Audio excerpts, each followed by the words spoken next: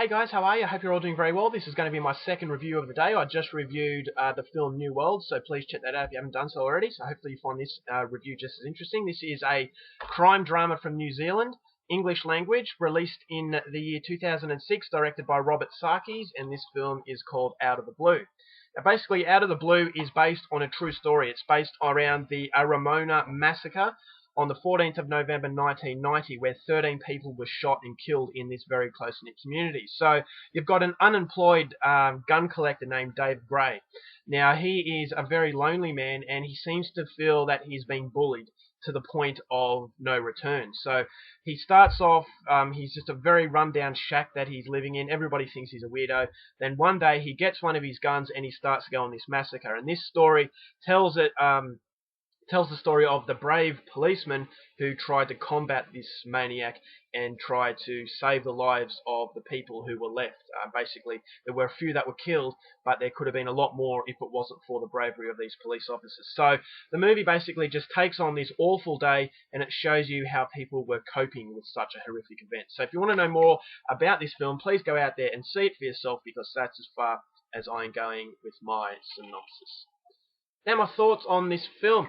I think this is a very relevant story, and I actually feel that in today's society, especially in the USA, this sort of thing is happening at an alarming rate. A lot of people who society deem as outsiders, getting these guns, going on a rampage and just killing innocent people. And I think it's just happening too often, and it comes to a point where you have to stop and say, why is this happening? Tougher gun laws. After this incident, there were tougher gun laws in New Zealand, and these things haven't happened again. Same with the Port Arthur massacre in Australia. Since then, Australian gun laws have been a lot tighter, but in the USA, it seems to be a lot different because it's in the Constitution. And I'm not really familiar with everything over there in the United States, but the gun laws don't seem to be getting any tougher, and therefore just the gun access is too easy.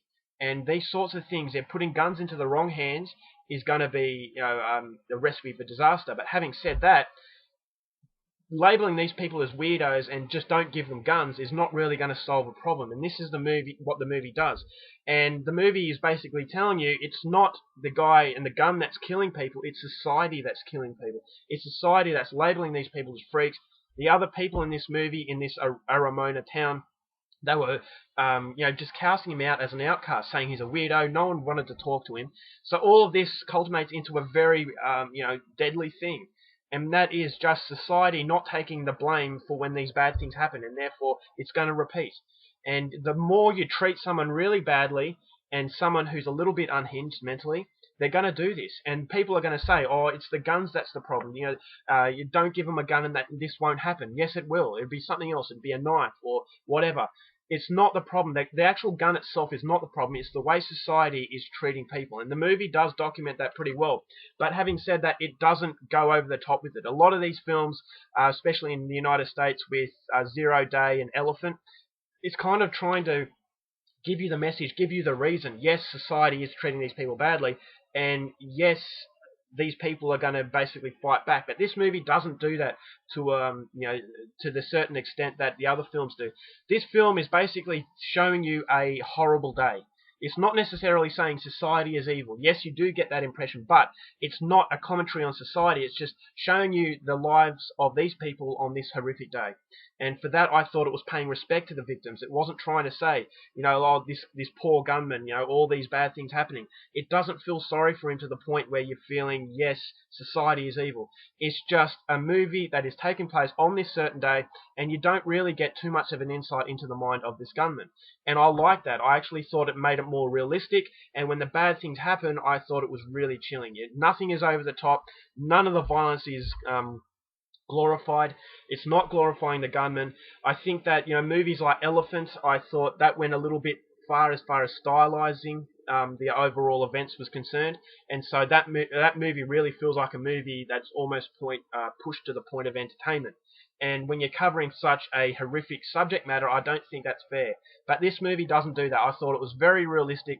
The violence is very, very hard-hitting, but there's no gore. So that is what I loved about it. It's not gory. It's not entertaining. It's just truly horrific. It's a harrowing film, one of the most harrowing films I've seen. There was no soundtrack. which I thought helped contribute to, once again, the realism that the film wanted to have. So the acting from Carl Urban, who plays the leading cop, was fantastic. His emotions were great, very raw. And there was one scene in particular, I'm not going to give it away, but it takes place in a car after the massacre was taking place, and I thought that was just really heartbreaking. One of the most harrowing, saddest scenes that I have ever seen. And you saw the impact of this massacre on the people trying to save the other people, the policemen. You could sense the panic and the trauma that they were going through, and you felt so sorry for everybody involved, and it's just a really chilling film. Now, the movie doesn't basically have the shooting and then all of a sudden they have the post-mortem, they're talking about it. How could this have happened? What's going on? What the movie does is, yes, it's in the day of this horrible event, but it's prolonged. So it feels like you're actually the gunman. He shot a few people and then he's walking around and you don't know where the gunman's gone. You know he's in the vicinity, but you don't know exactly where. So there was a surprising amount of suspense to the film.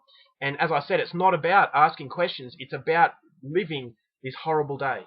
And it shows you just the trauma of these people. And when you don't know where this gunman is, you feel that he could come around the corner any minute, and therefore it just creates a gut-wrenching suspense because it's not something you're entertained with. You feel genuine fear for these people, and that suspense is just horrible.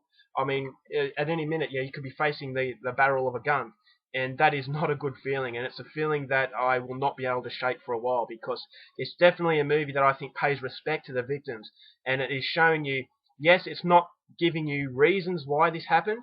It's not so much a commentary about society. It's basically just reliving a terrible day, and I think it combines a few genres. It's a crime film, it's a drama. It's also a little bit of horror put in there as well, and I thought the suspenseful scenes were really well done.